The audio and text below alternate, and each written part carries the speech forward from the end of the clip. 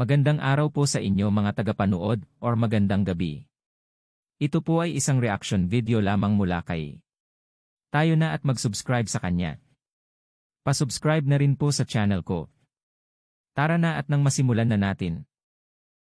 43 warplanes at 7 naval vessels ang ipinadala ng China malapit sa Taiwan sa loob ng 24-hour period ayon sa Taiwanese Defense Ministry. 37 sa Chinese aircrafts iniulat na tumawid sa median line ng Taiwan Strait sa pagitan ng mainland China at isla ayon sa Taiwanese military. Kinukonsidera ng China ang Taiwan na bahagi ng teritoryo nito at regular na nagsasagawa ng military drills sa paligid ng self-ruled island. Maigting namang binabantayan ng Defense Ministry ng Taiwan ang sitwasyon, ini-activate ang land-based missile systems at nagpadala rin ng barko. Karaniwan na itong ginagawa ng Taiwan sa Chinese military activities nito malapit sa teritoryo.